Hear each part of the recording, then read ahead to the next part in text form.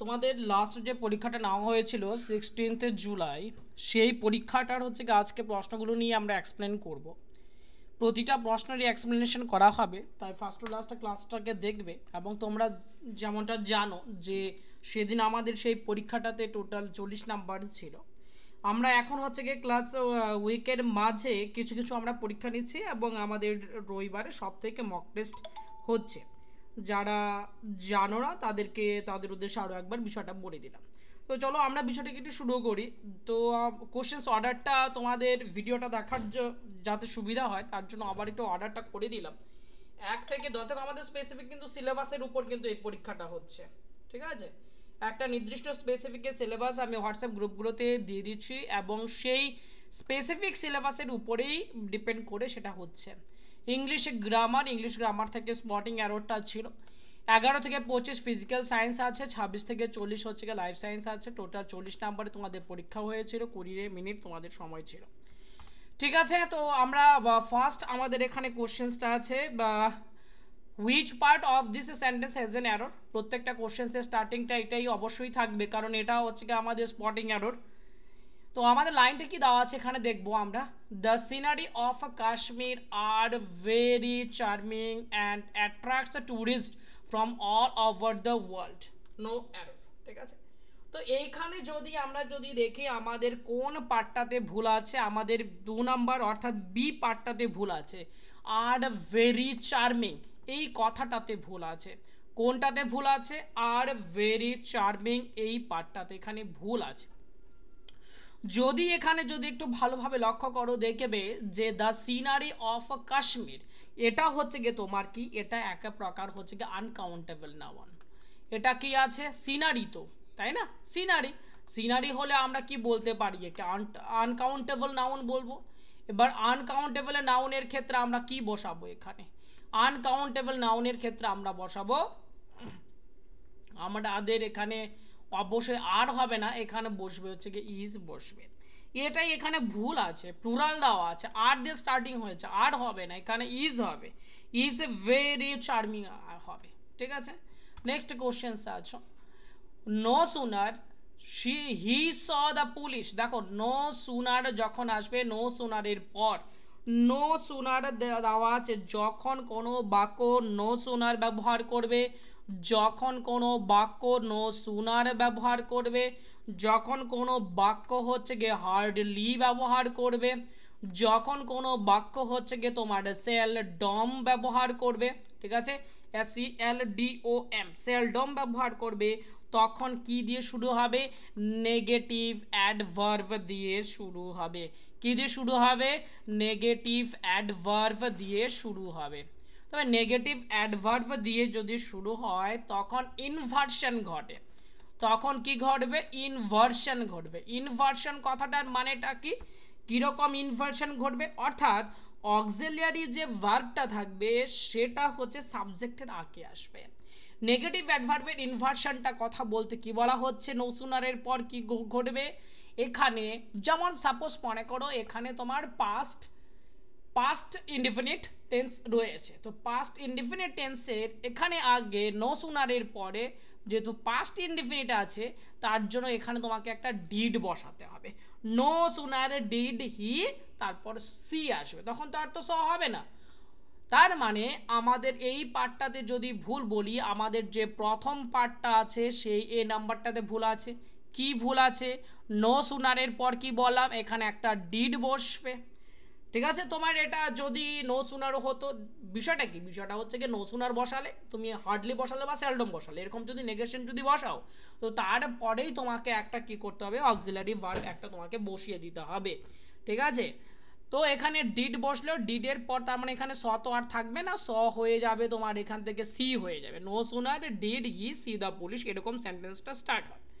Next কোশ্চেন্সে চলো, 3 নাম্বারটাতে, unless you will not study. Unless, দেখো আনলেস কথাটা মানে কিন্তু যদি না, এখানে অলরেডি একটা না দেওয়া আছে, তোমাকে এই সেন্টেন্সটাতে পরে আর না থাকবে না। Unless you will study regularly, এই কথাটার মানেটাই হলো এটা যে যদি তুমি রেগুলারলি না পড়ো, এখানে আবার নট এট আসবে না, কারণ নট আনলেস শব্দের মধ্যেই রয়েছে। অর্থাৎ এখানে আমার কোন পার্টটা ভুল আছে, এখানে এ পার্টটা ভুল দেওয়া আছে। আনলেস নিজেই একটি নেগেটিভ অর্থ বহন করবে, অর্থাৎ আমরা বলতে পারি ইফ নট, কথাটা এরকম হতে পারে if not you will study regular, এরকম ব্যাপারটা আসবে। তারপরে চলে আসো 4 নাম্বার প্রশ্ন হতে, the sweets were distributed among the 2 children. Among তো অনেকের মধ্যে হয়, এটা খুব সহজ একটা, অ্যামং তো অনেকের মধ্যে হয়, দুজনের মধ্যে হলো তো আর তো অ্যামং হবে না। তার মানে আমাকে যদি দুজনের মধ্যেই যদি ডিভাইড করতে হয় তখন আমাকে কি ব্যবহার করতে হবে, তখন আমাকে বিটুইন ব্যবহার করতে হবে। অর্থাৎ আমাদের কোন পার্টটাতে ভুল আছে, অ্যামং 2 চিলড্রেন এটাতে ভুল আছে, সঠিকটা কি হবে, বিটুইন 2 চিলড্রেন আসবে। ঠিক আছে, নেক্সট প্রশ্ন দিয়ে চলো। She is not only intelligent in her studies but also good in sports. ঠিক আছে, she is not only intelligent in her studies but also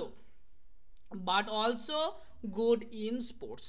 এটা একটা প্রিপোজিশনস এর ভুল আছে, সেটা কোনটা, এই পার্টটাতে ভুল আছে একটা, যে গুড মানে কোনো কিছু দক্ষ, আমরা সাপোজ যে কোনো একটা টপিকের উপর তাকে হচ্ছে বলবো যে এই বিষয়ে সে হচ্ছে গিয়ে দক্ষ, যদি দক্ষ হয় তখন হচ্ছে গিয়ে গুডের পর ইন প্রিপোজিশনস আসবে না, গুড অ্যাট প্রিপোজিশনস ব্যবহার করতে হবে। ঠিক আছে, দক্ষ বোঝাতে তোমাকে কি প্রিপোজিশনস ব্যবহার করতে হবে, গুড অ্যাট ব্যবহার করতে হবে। তবে কত নাম্বারটা ভুল হয়ে গেল আমার এখানে, সি নাম্বারটা ভুল হয়ে গেল। তারপর চলো 6 নাম্বারটাতে, the Arabian Nights are still a great favourite among readers, no error.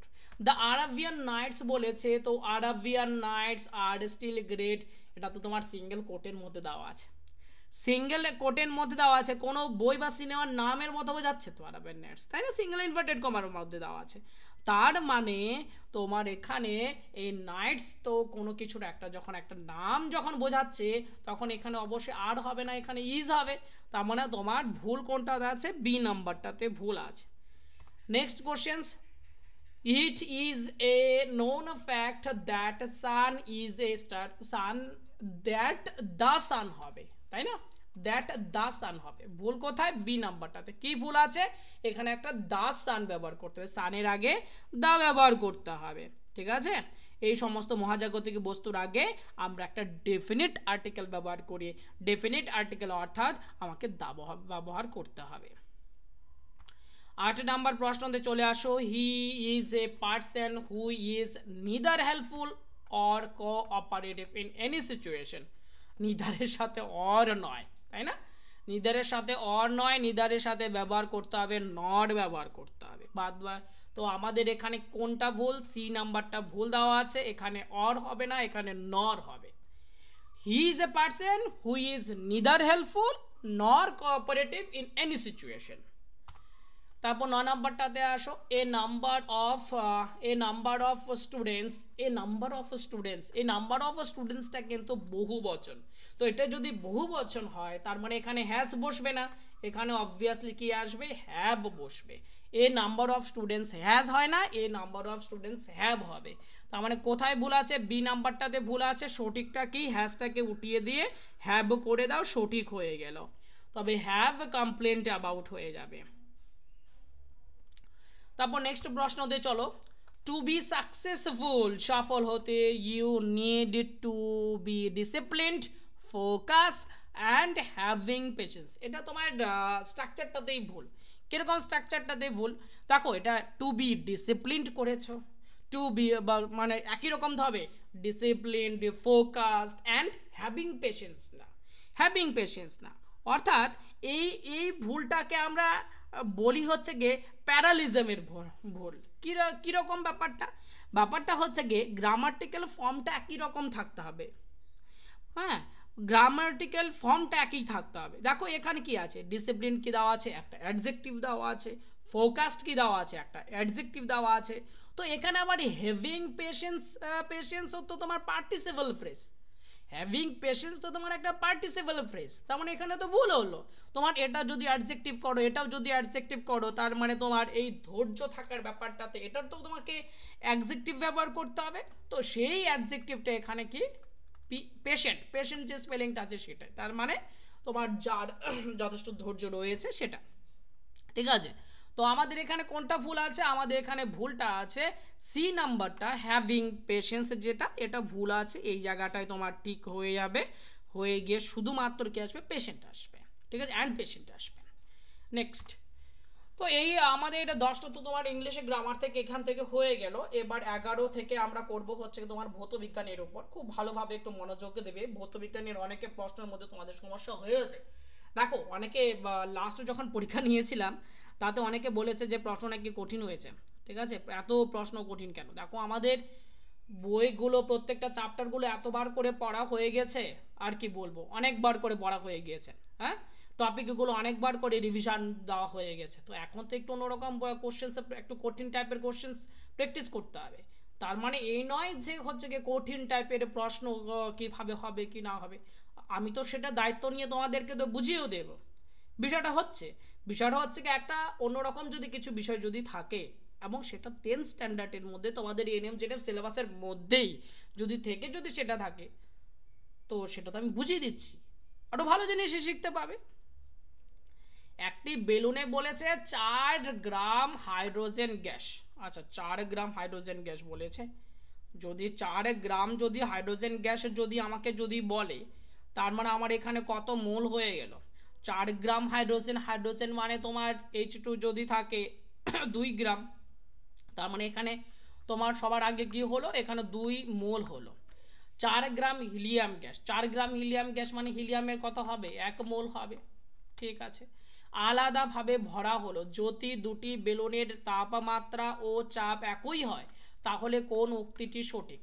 দেখি, দুটি বেলুনের সম আয়তন, আয়তন সমান না, আয়তন সমান হবে না তো, একটা 1 মোল একটা 2 মোল। তো 1 মোলের যে কোনো গ্যাসের আয়তন তো তোমার তো 22.4 লিটার, একটা তো হবে 22.4 লিটার হবে হিলিয়ামের ক্ষেত্রে, আর হাইড্রোজেনের ক্ষেত্রে আয়তন আসবে তোমার 44.8 গ্রাম 8 লিটার। তো অবশ্যই সমান আসবে না। তারপরে হাইড্রোজেন গ্যাসের বেলুনে অণুর সংখ্যা অনেকটা বেশি থাকবে। হাইড্রোজেনের অণুর সংখ্যা তো অনেকটা বেশি থাকবে, 2 মোল আছে, ওটা তো 1 মোল আছে, অণুর সংখ্যা তো এখানে তো বেশি থাকবেই। এটা তো সঠিক উত্তর। ঠিক আছে, সঠিক অপশন। হিলিয়াম, বাকিগুলো দেখে নাও বাকিগুলো ভুল আছে কিনা একটু চেক করে নাও। হিলিয়াম গ্যাসের বেলুনের আয়তন অর্ধেক হবে।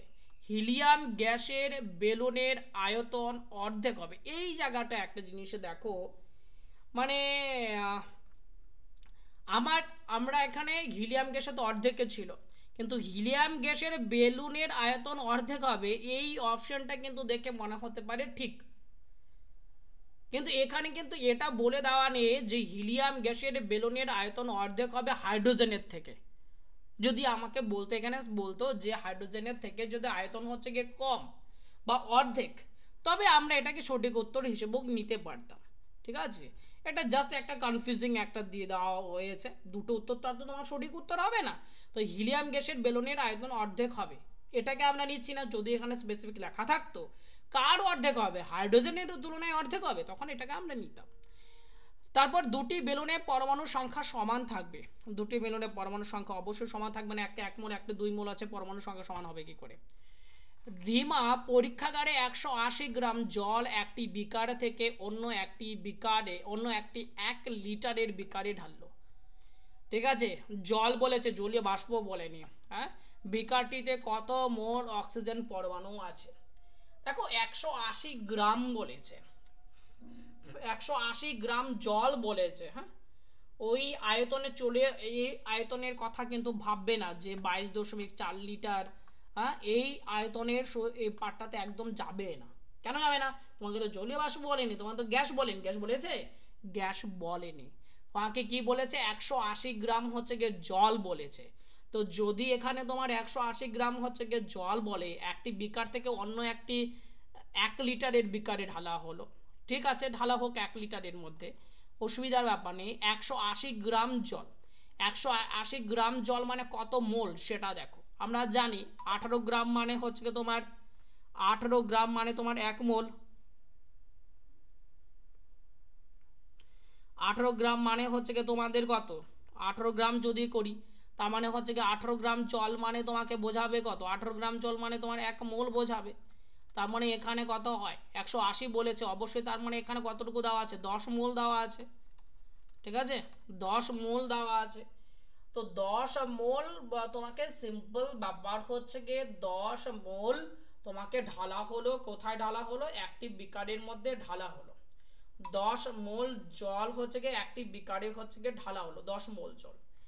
এইবার এখানে বলা হচ্ছে যে এই 10 মোলের মধ্যে তোমার অক্সিজেন পরমাণু কতটুকু থাকবে। 10 মোলের মধ্যে যদি তুমি অক্সিজেন পরমাণুর কথা বলো 10 মোল H2O, তার মানে 10 মোলের মধ্যে অক্সিজেন পরমাণু কত থাকবে, 10 মোলেই থাকবে, 10 মোলেই থাকবে। এখানে 1 লিটারের কোনো দরকারই নেই তোমার, ঠিক আছে, এখানে তোমার 1 লিটারের কোনো দরকারই নেই, 1 লিটার অনেকটা বড় বিকার। তোমার এখানে 18 গ্রাম জল নিচ্ছ, কত জল নিচ্ছ, আণবিক ওজন থেকে 180 গ্রাম নিচ্ছ, 80 গ্রাম জল, ঠিক আছে, 1 লিটারে 1 তলায় পড়ে কোনায় পড়ে থাকবে। তো এখানে তোমার পরমাণুর হচ্ছে গিয়ে কতটুকু 10 মোল অক্সিজেন পরমাণু থাকবে। এসটিপিতে 22.4 লিটার আয়তনের একটি পাত্রে অক্সিজেন গ্যাস রাখা আছে, পাত্র থেকে অর্ধেক গ্যাস বের করে দেওয়ার পর কতগুলি অক্সিজেন পরমাণু অবশিষ্ট থাকবে।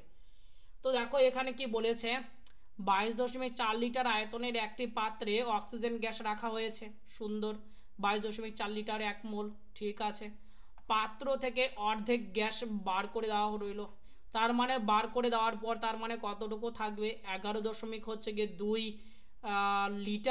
লিটার অক্সিজেন O2 গ্যাস থাকবে, তাই না, মানে হাফ মোল অক্সিজেন গ্যাস থাকবে। বের করে দেওয়ার পর কত অক্সিজেন পরমাণু অবশিষ্ট থাকবে।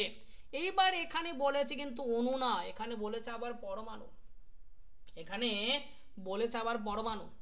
তার মানে আমরা যদি হচ্ছে কি এখানে 11.2 লিটার যদি থাকে তার মানে কতটুকু, হাফ মোল থাকছে, তো হাফ মোল থাকছে, হাফ মোলে যদি অক্সিজেন অণু বলতো, যদি এখানে অক্সিজেনের অণু বলতো তবে আমরা বলতাম যে অ্যাভোগাড্রো সংখ্যার অর্ধেক হবে, যেহেতু 1 মোলের জায়গায় হাফ মোল হয়ে গেছে, ঠিক আছে, কিন্তু পরমাণু বলেছে, তো 1 মোলে পরমাণু কত থাকে অক্সিজেন পরমাণু, যদি পরমাণু বলো 1 মোলের মধ্যে O2 ছিল, কিন্তু একটি অণুতে 2টো পরমাণু থাকে, তখন 1 মোলের মধ্যে পরমাণু কিন্তু থাকে তোমার 2 ইন্টু অ্যাভোগাড্রো সংখ্যা থাকে, এন এ দিয়ে অ্যাভোগাড্রো সংখ্যাকে আমরা লিখতে পারি।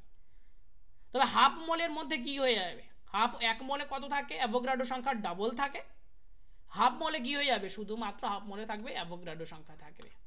তার মানে আমাদের এখান থেকে সঠিক উত্তরটা কি হয়ে যাবে, 6.022 ইন্টু 10⁻23, এটা আমাদের সঠিক উত্তর হয়ে যাবে, ঠিক আছে। এটা একটা কনফিউজিং প্রশ্ন, প্রশ্নগুলো ভালোভাবে পড়তে হবে, বুদ্ধি দিয়ে পড়তে হবে, না হলে তো দেখার সাথে সাথে কি করবে, ও অর্ধেক করেছে, সঠিক উত্তর হচ্ছে কি 3.011 ইন্টু 10⁻23, তো এটা যদি করো তবে তো ভুল হয়ে গেল। কোশ্চেন নাম্বার 14 এ আসো, জাস্ট এ মিনিট। এটা খুব ভালো একটা প্রশ্ন বলতে পারো, কারণ তোমাদের গ্রাম পরমাণু গ্রাম এগুলো বিষয়ে মানে সঠিক একটা কনসেপ্টের জন্য এই ধরনের প্রশ্নগুলো খুব প্রয়োজন। সাধারণত আমরা এই প্রশ্নগুলো কিন্তু খুব একটা লক্ষ্য করি না। 1 গ্রাম পরমাণু ক্লোরিন আর 1 গ্রাম ক্লোরিন বলেছে, মধ্যে কোনটি সঠিক বলেছে, ভাবো 1 গ্রাম পরমাণু ক্লোরিনের যদি আমরা আণবিক ওজনের কথা বলি, 1 গ্রাম পরমাণু ক্লোরিনের কথা বলি, 1 গ্রাম অণু হয়, ঠিক আছে, 1 গ্রাম পরমাণু হয়, তবে 1 গ্রাম পরমাণু ক্লোরিন এর কথা যদি বলি তো ক্লোরিনের তোমার ভর হবে যেটা সেটা 35.5 গ্রাম হবে, যেমন এই যেটা 1 গ্রাম পরমাণু ক্লোরিনের ভর কত দেওয়া আছে, পারমাণবিক ভর তো দেওয়া আছে তোমাকে 35.5 গ্রাম, 1 গ্রাম পরমাণুর হবে। আর এখানে কি বলেছে বাকি অপশনসগুলো, 1 গ্রাম পরমাণু ক্লোরিনের ভর 1 গ্রাম, না গ্রাম পরমাণু তো তোমার 35 গ্রাম, তোমার পারমাণবিক ভর বলে দিয়েছে 35.5, তার মানে এখানে কত হয়ে যাবে তোমার 35.5 গ্রাম হয়ে যাবে।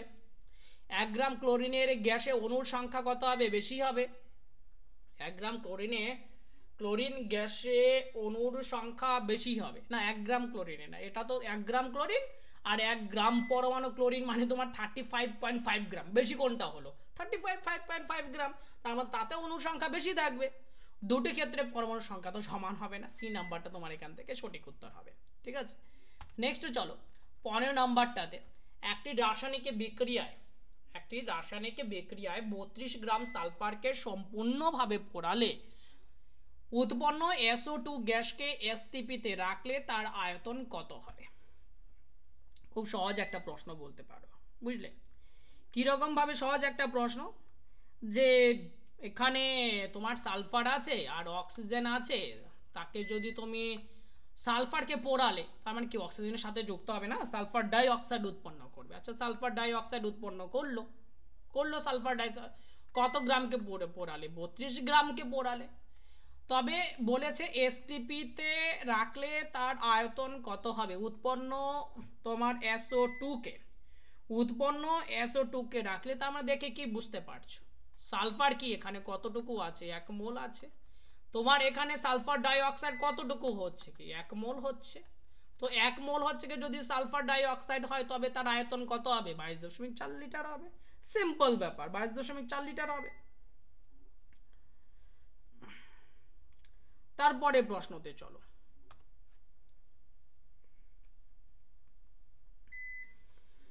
আমাদের এখানে যদি একটু লক্ষ্য করি, দেখো এনটিপি বলেছে নর্মাল টেম্পারেচার অ্যান্ড প্রেসার তে কোনো গ্যাসের মোলার আয়তন কত? 22.4 লিটার। যদি 1 মোল আদর্শ গ্যাসকে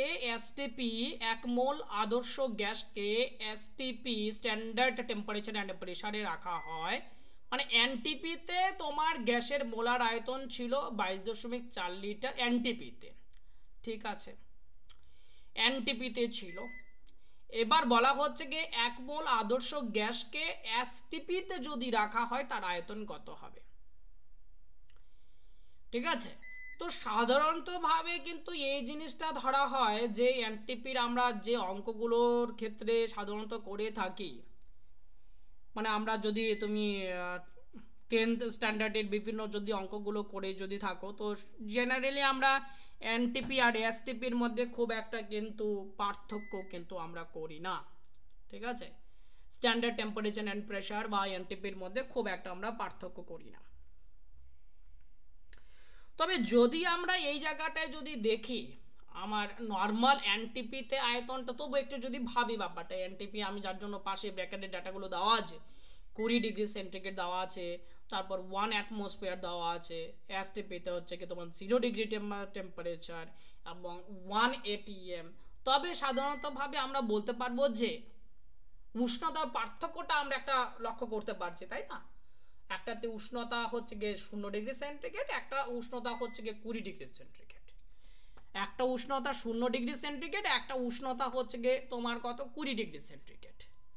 তবে আমার যদি 20 ডিগ্রি সেন্টিগ্রেডে উষ্ণতা যদি আয়তনটা যদি দেওয়া থাকে 22.4 লিটার, তাই না, এনটিপিতে দেওয়া আছে, তোমাকে বলেছে এসটিপিতে কত, তোমার এসটিপিতে তোমার কত 0 ডিগ্রি সেন্টিগ্রেডের ক্ষেত্রে অপশনসগুলো কিন্তু তোমার ওই অঙ্কের মতো করে দেওয়া নেই, তো ভেবে দেখো ওগুলো কিন্তু অঙ্কের মতো করে দেওয়া নেই, তোমার এটার উপর ধারণার উপর দেওয়া আছে। তোমার যদি ধারণাটা যদি ঠিক থাকে তবে কিন্তু তুমি এখান থেকে কিন্তু করতে পারবে। ঠিক আছে, অর্থাৎ আমরা কি সিম্পল ভাবে আমরা লক্ষ্য করলাম যে তাপমাত্রাটা কম আছে, তো তাপমাত্রাটা কম যদি হয়ে যায় তো আয়তন কি হবে? আয়তনের সাথে তাপমাত্রার কি সম্পর্ক? যদি তাপমাত্রা বাড়ে তবে আয়তন বাড়বে, তাপমাত্রা যদি কমে তবে আয়তনও কমবে। তো সিম্পল ভাবে এটাকে আমরা বলবো যে 22.4 লিটারের চেয়ে কম হবে, অর্থাৎ সি নাম্বারটা এখান থেকে সঠিক উত্তর হবে। তারপরে চলো, অর্থাৎ নেক্সট প্রশ্নতে, একটি জলের অণুর প্রকৃত ভর খুব কম, খুব কম। একটি জলের অণুর মানে তোমাকে বোঝো, তোমাকে অণু কত হয় অ্যাভোগাড্রো সংখ্যাতে একটি জলের অণু বলেছে। দেখো যদি 1 মোল জল হয়, তো 1 মোল যদি জল হয় তখন অণুর সংখ্যা আমরা কত করেছিলাম? 6.022 ইন্টু 10⁻23, তাই না? আর এখানে একটি জলের অণুর প্রকৃত ভর, বোঝো হ্যাঁ, একটি জলের অণুর প্রকৃত ভর। ঠিক আছে, আর 1 গ্রাম জলের মধ্যে কোনটি ভারী? 1 গ্রাম জল তুমি তো মেজারমেন্ট করতে পারবে মোটামুটি 1 গ্রাম জলের ক্ষেত্রে। হ্যাঁ, 1 গ্রাম জলের ক্ষেত্রে। কিন্তু এখানে তোমার কি দাঁড়াবে, এখানে তোমাকে কি করতে হবে, একটি অণুর, তার মানে একটি অণুর জলে, এটা খুবই ছোট, খুবই নগণ্য বলতে পারো। যেমন হচ্ছে কি 18 AMU, একটি জলের অণুর ভর মোটামুটি ধরো 18 গ্রাম। তো তার মানে এখানে তোমার আসবে, তো যদি সাংকেতিক ভর যদি করো 18 AMU আসবে। আর 18 AMU মানে অ্যাপ্রক্স তোমার 18 ইন্টু 1 AMUটাকে যদি আমি গ্রামে যদি নেই, পয়েন্ট অ্যাপ্রক্স 66 ইন্টু 10⁻24 গ্রাম। দেখো -24, তার মানে এই যে একের পর এতগুলো শূন্য হবে, 24টা শূন্য সবগুলো তো ভাগ করতে হবে। শূন্য মানে গ্রাম যদি ইউনিটে যদি করি, দেখো কত ছোটোর একটা ডাটা আসলো, আর মধ্যে 1 গ্রাম জল বলেছে। তো অবশ্যই কি কোনটি বেশি ভারী, 1 গ্রাম জল বেশি ভারী, বি নাম্বারটা সঠিক উত্তর। ঠিক আছে, তারপরে 18 নম্বরে আসো, অ্যাভোগাড্রো সংখ্যাকে এন এ দিয়ে যদি গুণ করা হতো, অ্যাভোগাড্রো সরি ভুল পড়লাম, অ্যাভোগাড্রো সংখ্যাকে যদি দ্বিগুণ করা হতো তাহলে 12 কার্বনের ভর কত হতো? 12 গ্রাম কার্বনের ভর কত হতো? আচ্ছা, অ্যাভোগাড্রো সংখ্যা যদি আমরা দ্বিগুণ করে দিতাম, তো অণুর সংখ্যা, পরমাণুর সংখ্যা ডিফারেন্ট হতো। আমরা যে জায়গাটায় 12 গ্রামের মধ্যে 12 গ্রামের ধরো 12 গ্রাম কার্বন বলতে বোঝাচ্ছে, সাপোজ মনে করো 1 মোল, তাই তো? তো 1 মোলে অণুর সংখ্যা যেখানে 6.022 ইন্টু 10⁻23 হতো, সেই জায়গাটায় বেড়ে গিয়ে ধরো ডাবল হয়ে যাবে, ডাবল হয়ে যাবে। কিন্তু আমার এখানে তো এটা কি বলেছে, 12 গ্রাম কার্বনের ভর কত হবে। আমি তো অণুর সংখ্যাকে, অ্যাভোগাড্রো সংখ্যাকে চেঞ্জ করেছি, ভরকে তো চেঞ্জ করিনি। তো 12 গ্রামের ভর তো 12 গ্রামই আসবে। এটা জাস্ট কনফিউজ করার জন্য, একটু ভালোভাবে যদি দেখো তবেই হয়ে গেল ব্যাপারটা, আর কোনো কিছু না। চেঞ্জ কি হলো, অণুর সংখ্যা পরমাণু সংখ্যা চেঞ্জ হলো, ভরের তো চেঞ্জ হয়নি। 12 গ্রাম কার্বনের ভর তো 12 গ্রামই হবে। ঠিক আছে, 1 ডজন 12টার বদলে যদি আমরা 24টা করি, তবে 1 ডজন কলা যদি আমাকে বলতো, বা 2 ডজন কলা বলতো, তখন তার সংখ্যাটা চেঞ্জ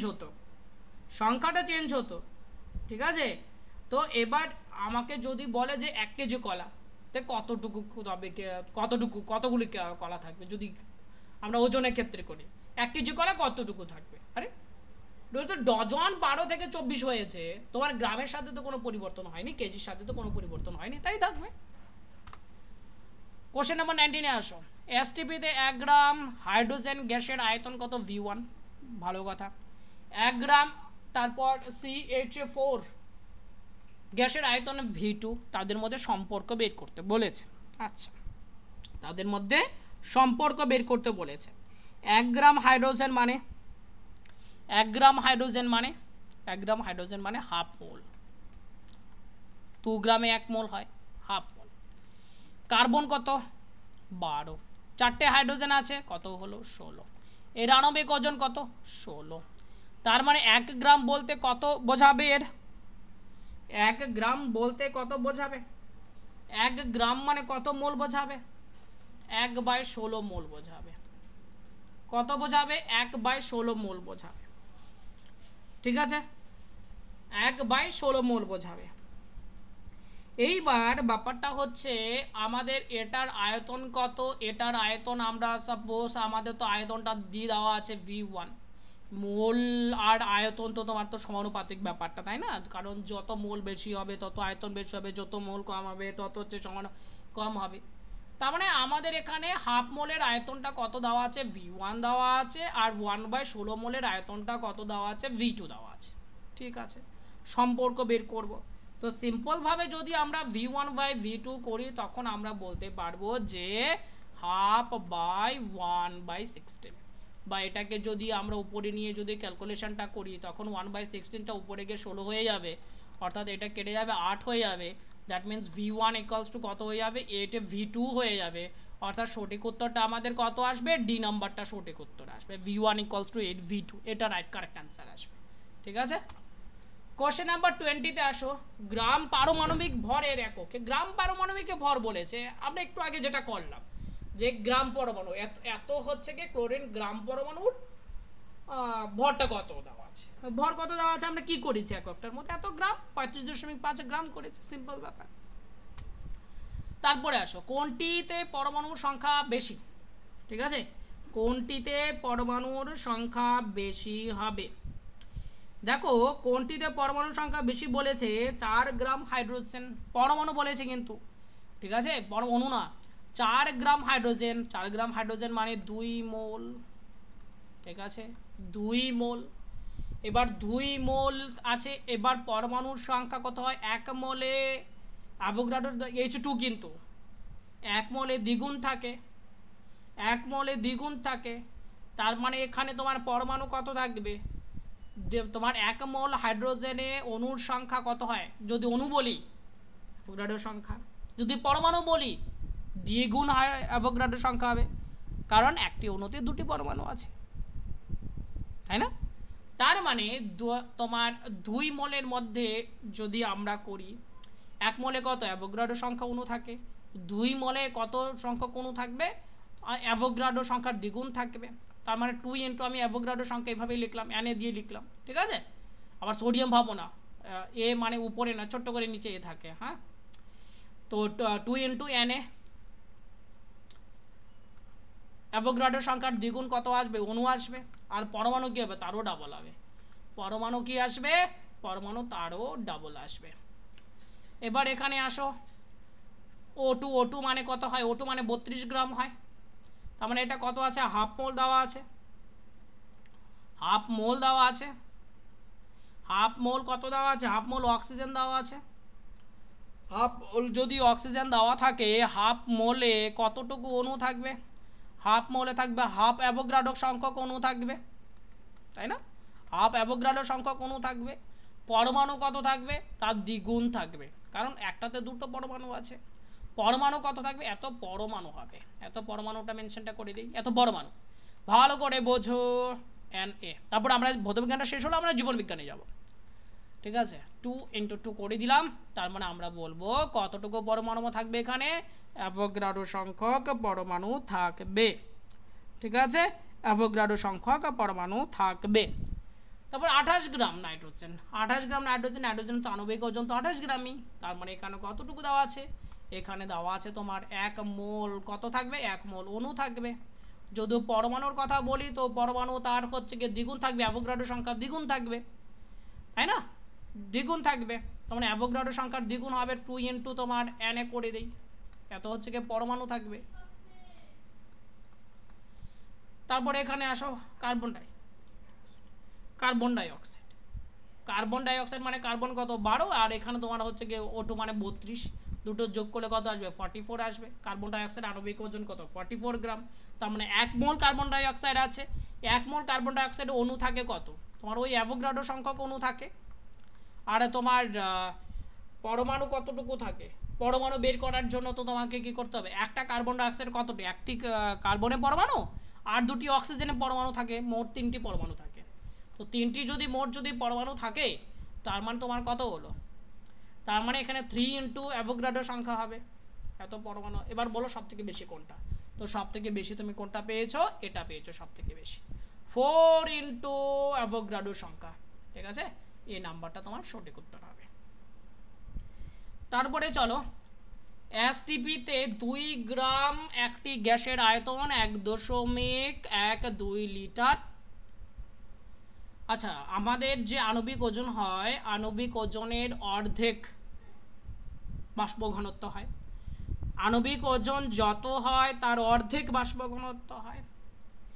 আর যে যত আণবিক ওজন থাকে সেই ওজনে আয়তন কত হয়? 22.4 লিটার। আর বাষ্প ঘনত্ব যত গ্রাম দেওয়া থাকে তার আয়তন কত হয়? অর্ধেক হয়। তো তার মানে আমি বলতে যাচ্ছি কি, সিম্পলভাবে আমরা আগে একটু বিষয়টা একটু বুঝে নিই। কোনো কিছু যদি গ্যাসের আয়তনের ক্ষেত্রে যদি আণবিক ওজন দেওয়া থাকে, আণবিক ওজন যদি দেওয়া থাকে, তার মানে আণবিক ওজনে আয়তন কত হয়? 22.4 লিটার হয়, ঠিক আছে। আর বাষ্প ঘনত্বে কত হয়? বাষ্প ঘনত্বে আয়তন কত হবে? বাষ্প ঘনত্বের কথা যদি বলি, বাষ্প ঘনত্বের কথা যদি বলি,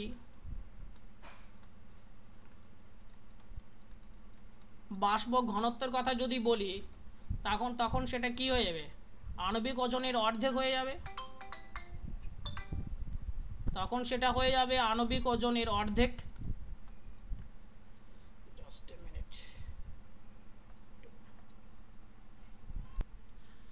তো এখানে আণবিক ওজনের অর্ধেক হলো, তার মানে আর এখানে তোমার আয়তনের ক্ষেত্রেও অর্ধেক হবে, কত হয়ে যাবে, আয়তন হয়ে যাবে 11.2 লিটার হয়ে যাবে, তাই না? তার মানে আমরা কি বলবো, 11.2 লিটার আয়তনে যে ওজনটা হবে সেটাই হচ্ছে কি, একটা বিষয়টাকে সিম্পলিফাই করো, আগে অঙ্ক করলে তো করতেই পারবে। 11.2 লিটারে তার যে ওজনটা হবে তার তখন সেটাকে আমরা বলবো কি বাষ্প ঘনত্ব বলবো, তাই না? সেটাকে আমরা বাষ্প ঘনত্ব বলবো। তো এখানে কত দেওয়া আছে দেখো, এবার যদি এই জিনিসটা বুঝে থাকো, তো এখানে দেওয়া আছে 1.12 লিটার, এর আয়তন কত দেওয়া আছে তোমার, এর ওজনটা কত দেওয়া আছে 2 গ্রাম দেওয়া আছে। তার মানে এখানে যদি তুমি দশমিকটা একটা যদি ডান পাশে নাও 11.2 লিটার করো, তার মানে এই পাশের দশমিকটা এক ঘর ডান পাশে যাবে, তার মানে ডান পাশে গেলে তো এখানে তো একটা শূন্য দিতে হবে, তাই না? 20 গ্রাম হয়ে যাবে।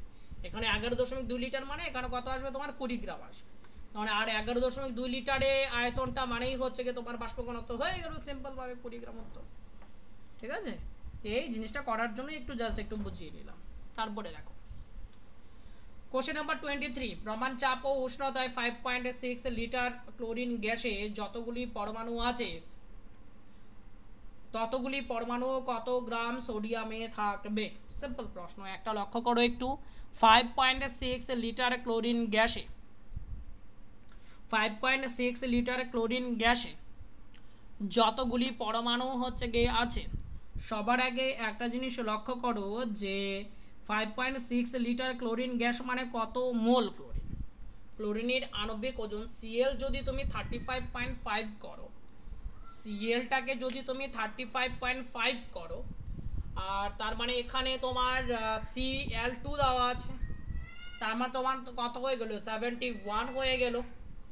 এইবার এই জায়গাটাতে তুমি হিসেব করো, ঠিক আছে, এটাতে হিসাব করার প্রয়োজন হবে না, এখান থেকে তুমি ডাইরেক্ট করতে পারো। 5.5 লিটার আছে, 5.6 লিটার আছে, এটা কত মোল? সাধারণত আমরা 1 মোলের যে কোনো গ্যাসের আয়তন জানি কত হয়, 22.4 লিটার হয়। ঠিক আছে, তার মানে 11 তোমার হাফ করলে কত হয় 22.4 লিটার, 11.2 লিটার, তারও যদি অর্ধেক করো কত হবে 5.6 লিটার। তার মানে 5.6 লিটার মানেটা কি, 5.6 লিটার মানেটা হচ্ছে এটা তুমি কত করলা, হাফের হাফ করলা মানে 1/4 করলা, ঠিক আছে, 1/4 করলা, তার মানে এটা কত মোল হলো 1/4 মোল হলো। যতগুলি পরমাণু আছে যতগুলি পরমাণু আছে এতে কত গ্রাম সোডিয়ামে থাকবে বলেছো, ততগুলো পরমাণু, সিম্পল ব্যাপার।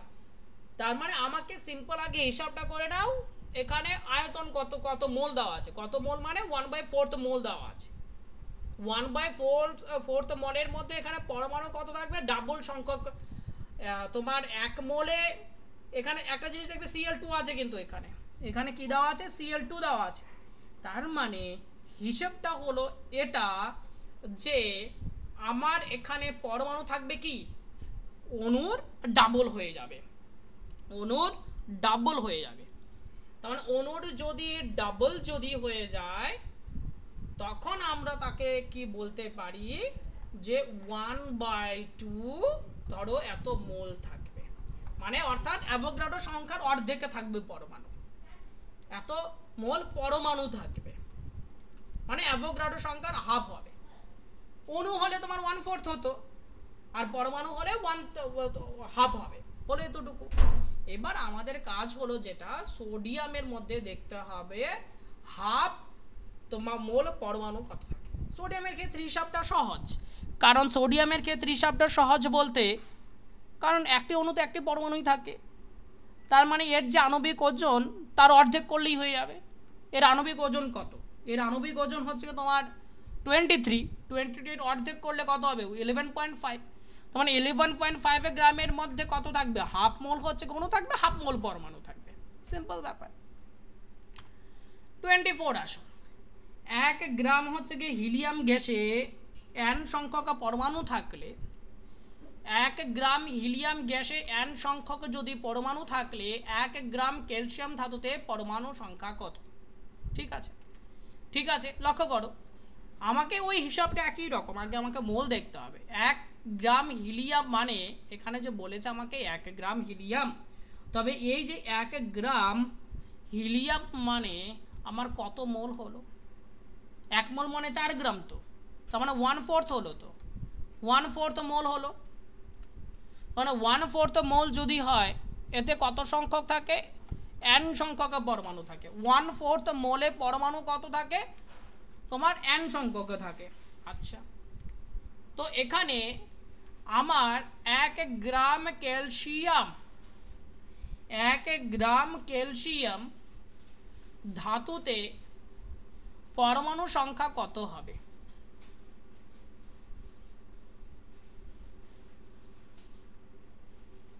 সিম্পল ভাবে লক্ষ্য করো, আমার কি দেওয়া আছে, ক্যালসিয়াম দেওয়া আছে, 1 গ্রাম ক্যালসিয়াম। তো ক্যালসিয়ামের আণবিক ওজন কত তোমার 40। ক্যালসিয়ামের যদি হচ্ছে কি 40 বলে, তার মানে যদি 40 হয় তার মানে এটার তোমার বের করো এটা কত মোল, 1 কত করবে, তার আণবিক ওজন দিয়ে ভাগ করো। আণবিক ওজন এখানে তো ব্র্যাকেটে দিয়েই দেওয়া আছে, 4 মোল দেওয়া রইল, ঠিক আছে। আর 1/4 মোলে কতটুকু থাকে আমরা জানি, n সংখ্যক থাকে, এটাতে আমরা জানি n সংখ্যক থাকে 1/4 মোলে। আর এখানে কাছে 1/40, 1/40 কে ডিভাইড করে দাও, 1/40 কে সেপারেট করে দাও, 1/4 ইন্টু 1/10 করে দাও, তবেই তো হয়ে গেল, এত মোল পরমাণু থাকবে, এত মোল পরমাণু থাকবে। তার মানে 1/4 মানে কত দাঁড়াবে, তুমি লিখবে হচ্ছে কি 1/4 মানে তো তোমার n দাঁড়ালো, 1/4 মানে তো তোমার কত দাঁড়ালো, n দাঁড়ালো।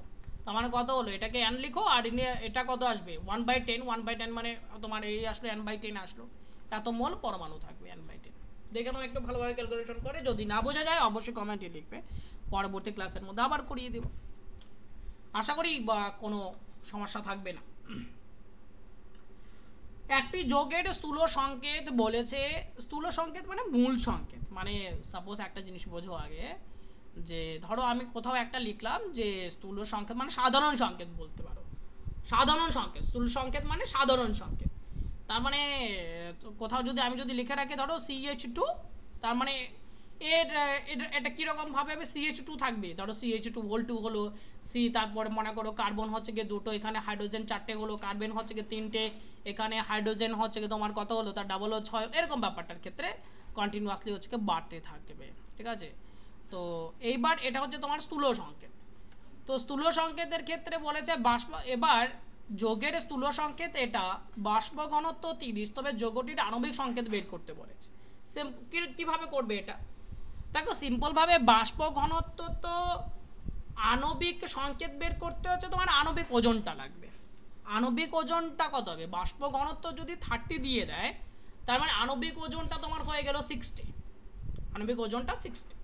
এবার এখানে দেখো মজার ব্যাপার, কার্বন মানে কত 12, 2টো হাইড্রোজেন আছে +2 করো, একটা ও আছে মানে 16 করো, তার মানে কত হলো 12 2 14, আর এদিকে 16, তার মানে কত হয়ে গেল, এখানে এখানে কত হয়ে গেল হিসাব করো, 16 আর এদিকে 14 30 হয়ে গেল, মানে এখানে 30 হয়ে গেল।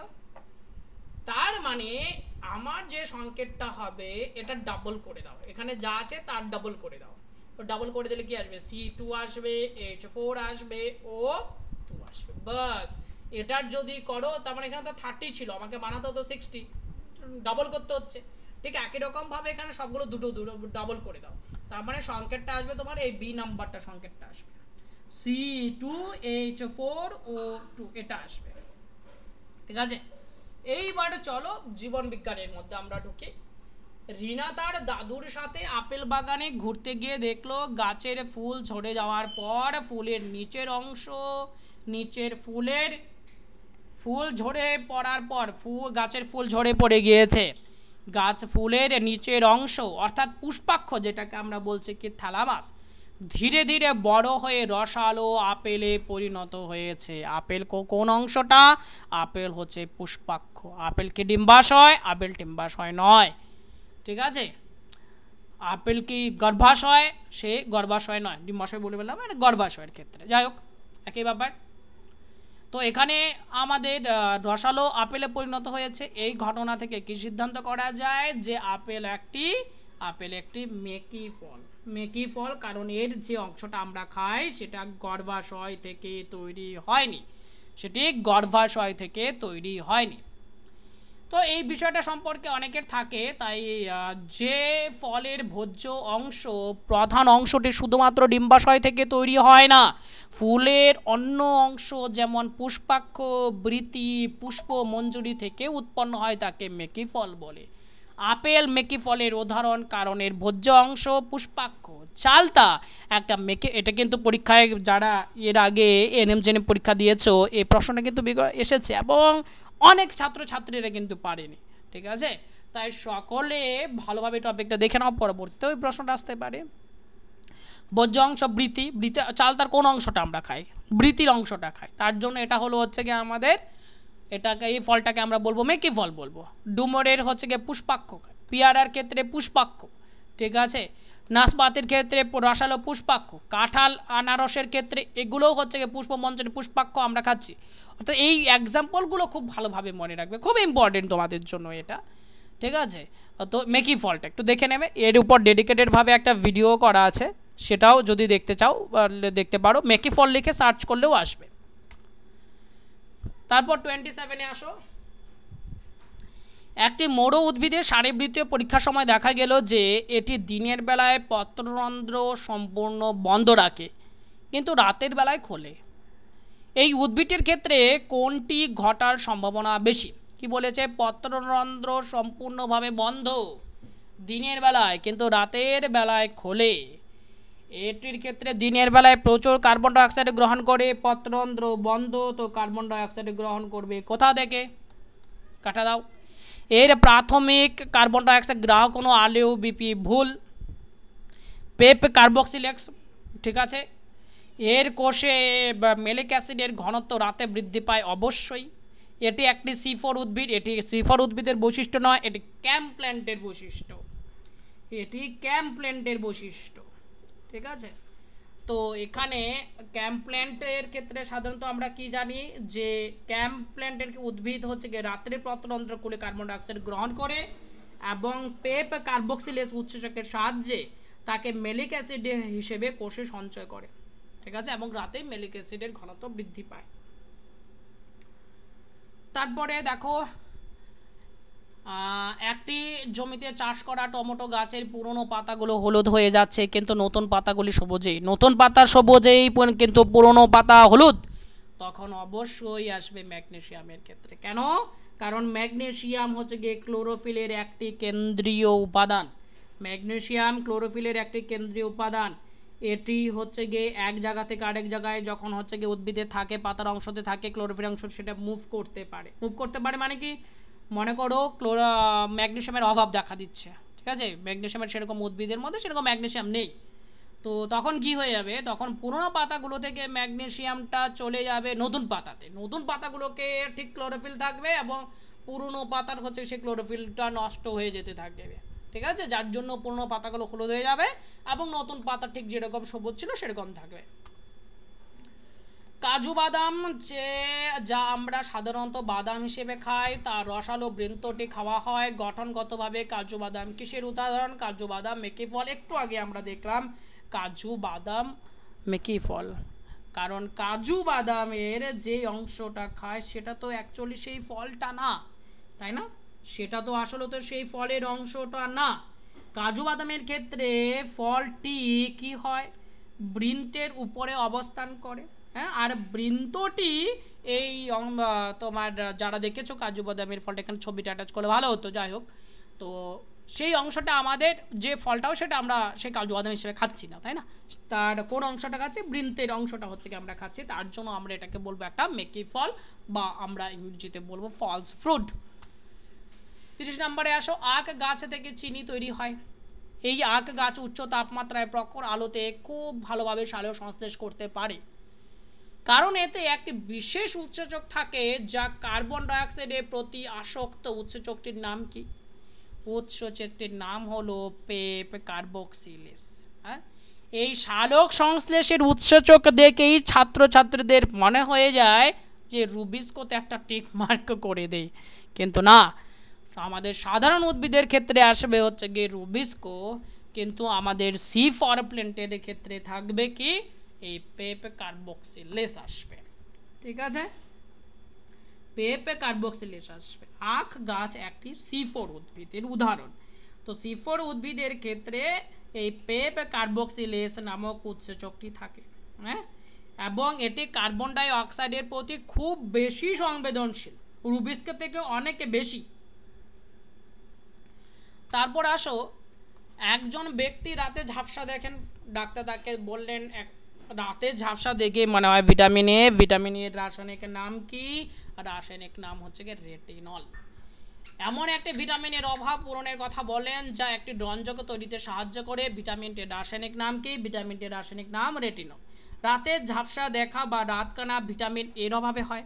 ভিটামিন এ চোখের রেটিনার রোডোপ্সিন রঞ্জক তৈরিতে অপরিহার্য। কোন রঞ্জক? রোডোপ্সিন রঞ্জক তৈরিতে অপরিহার্য। ভিটামিন এর রাসায়নিক নাম কি? রেটিনল। বাস সিম্পল হয়ে গেল। মানবদেহে থাইরয়েড গ্রন্থির সঠিক কার্যকারিতার জন্য একটি খনিজ মৌল অপরিহার্য থাইরয়েড গ্রন্থির ক্ষেত্রে। মৌলটির অভাবে গোলগন্ড রোগ হয়। মৌলটি কি?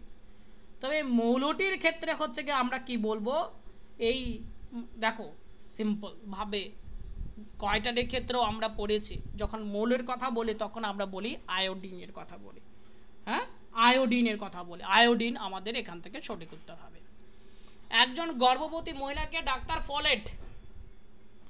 ডাক্তারবাবু হচ্ছে কি খেতে বললেন? ফলেট, যার আরেকটা নাম হচ্ছে তোমার ফলিক অ্যাসিড সমৃদ্ধ খাবার খেতে বললেন, কারণ এর অভাবে গর্ভস্থ শিশুর স্নায়ুতন্ত্রের গঠনে ত্রুটি দেখা দিতে পারে। এই ফলেট আসলে কোন ভিটামিনের একটি রূপ? Vitamin B9। ভিটামিন B9 কেই ফলিক অ্যাসিড বা ফলেট বলা হয়। এটি কোষ বিভাজন এবং যে তোমার মস্তিষ্ক, তারপর শোষণাকাণ্ড গঠনে একটি অপরিহার্য গঠনে, ঠিক আছে, অপরিহার্য গঠনে, স্নায়ুতন্ত্র গঠনে, শিশুর স্নায়ুতন্ত্র গঠনে অপরিহার্য, তার জন্য এটা খেতে হয়, তাই তো, ফলিক অ্যাসিড B9। তারপরে আসো, ভুট্টা গাছের পাতার অন্তর্গঠন দেখলে দুই ধরনের ক্লোরোপ্লাস্ট যুক্ত কোষ আমরা লক্ষ্য করব। ক্লোরোপ্লাস্ট যুক্ত দু ধরনের কোষ লক্ষ্য করা যায়। একটার ক্ষেত্রে মেসোফিলের মধ্যেও আমরা পাই, বান্ডেল শীদের মধ্যেও আমরা দেখতে পাই। এই ধরনের গঠনকে কি বলে? এই ধরনের গঠনকে বলা হয় ক্রাঞ্চ অ্যানাটমি। এই ধরনের বলে ক্রাঞ্চ অ্যানাটমি। এটা ভুট্টা গাছের এখানে কিসের এক্সাম্পল? C4। আখের মধ্যেও ঠিক একই রকম জিনিসে দেখা যায়। বান্ডেল শীদের কোষগুলি মেসোফিল কোষ দ্বারা মালার মতো বেষ্টন করে, মালার মতো বেঁচে থাকে। এবার একে আমরা বলি হচ্ছে গিয়ে ক্রাঞ্চ অ্যানাটমি বলি, ঠিক আছে, ক্রাঞ্চ অ্যানাটমি বলি। তারপর আসো, একজন ব্যক্তি অত্যধিক মদ্যপান করার ফলে যকৃতের সমস্যায় ভুগছেন। যকৃতের সমস্যা, তার রক্ততঞ্চন হচ্ছে না ঠিকভাবে, সমস্যা হচ্ছে। কোন ভিটামিন রক্ততঞ্চনে সহায়তা করে? ভিটামিন কে রক্ততঞ্চনে সহায়তা করে, ঠিক আছে। ভিটামিন কে রক্ততঞ্চনে প্রয়োজনীয় কি করে? কোন? প্রোথ্রম্বিন তৈরিতে সহায়তা করে এবং বিভিন্ন অন্যান্য ফ্যাক্টরগুলি তৈরিতে সাহায্য করে। এবার এটি সংশ্লেষ ঘটে যকৃতে। ভিটামিন কে এর ক্ষেত্রে সংশ্লেষ ঘটে কোথায়? যকৃতে ঘটে, ঠিক আছে। এটা একটু বিশেষভাবে আমাদেরকে মাথায় রাখতে হবে। যকৃতের মধ্যে কিন্তু ভিটামিন এ সঞ্চিত থাকে। ভিটামিন এ সঞ্চিত থাকে কোথায়? যকৃতে সঞ্চিত থাকে। ভিটামিন ডি হচ্ছে গিয়ে সক্রিয় হয় এই যকৃতের মধ্যে।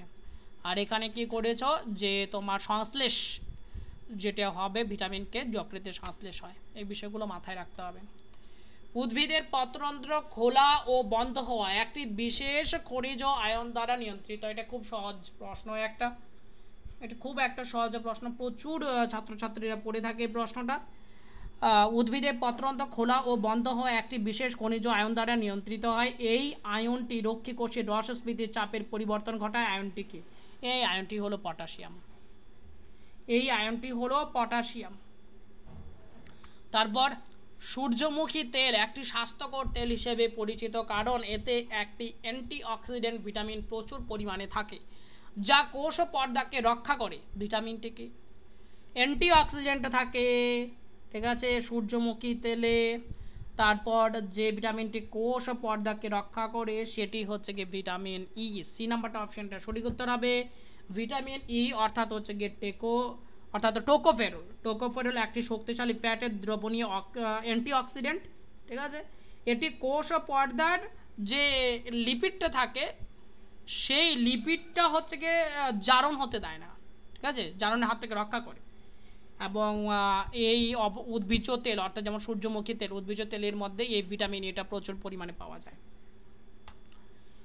এবার গমের মতো বলেছে C3 উদ্ভিদের সালোক সংশ্লেষের হার একটি প্রক্রিয়ার জন্য কমে যায় যেখানে রুবিস্কো উদ্ভিদের সঙ্গে যুক্ত হয়। এই ক্ষতিকর প্রক্রিয়াটিকে কি বলে? এখানে বিষয়টা একটু বোঝো।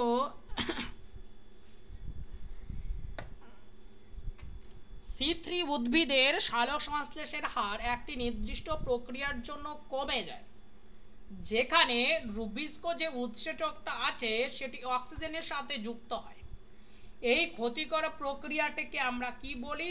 এই ক্ষতিকর প্রক্রিয়াটিকে বলা হয় ফটো রেসপিরেশন বা আলোক শোষণ বলি, বা আমরা বলি আলোক শোষণ।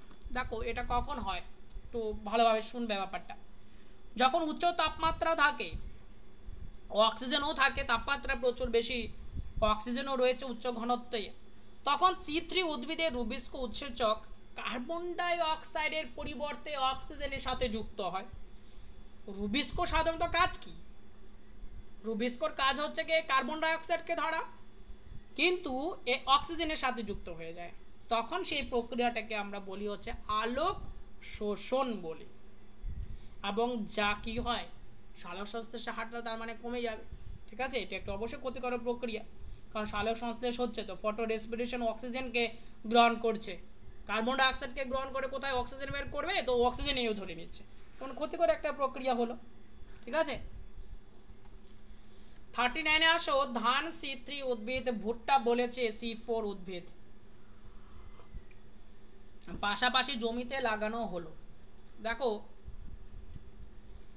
গরম শুষ্ক দিন, যেটা বললাম, গরম এবং শুষ্ক দিনে কোনটির সালোক সংশ্লেষের হার বেশি হবে? অবশ্যই অবশ্যই C3-র মধ্যে কিন্তু একটা জিনিস নেই। C3-তে কি নেই? পেপ কার্বক্সিলেস উৎসেচকটা নেই। C4-এর মধ্যে একটু অ্যাডভান্স ব্যাপার, C4-এর মধ্যে একটু অ্যাডভান্স ব্যাপার।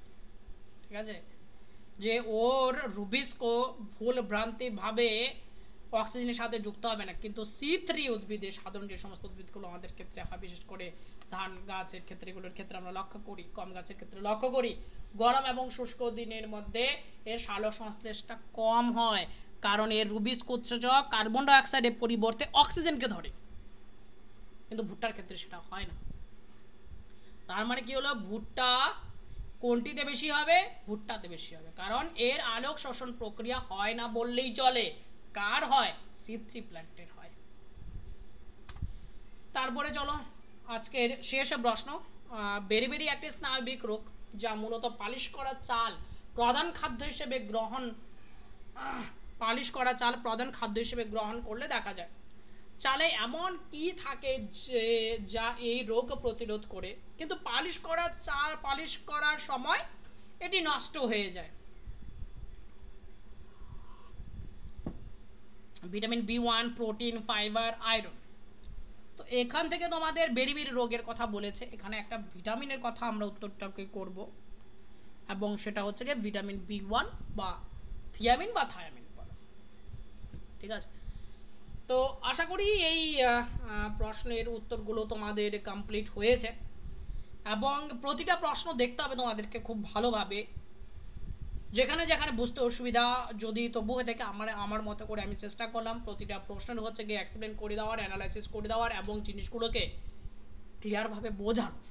তারপরেও যদি কিছু ত্রুটি যদি থাকে এবং কোনো প্রশ্নতে যদি ডাউট যদি থেকে থাকে, অবশ্যই কমেন্ট বক্সের মধ্যে জানাবে, এবং সেটা নিয়ে আমি ডিসকাস করে দেবো তোমাদেরকে।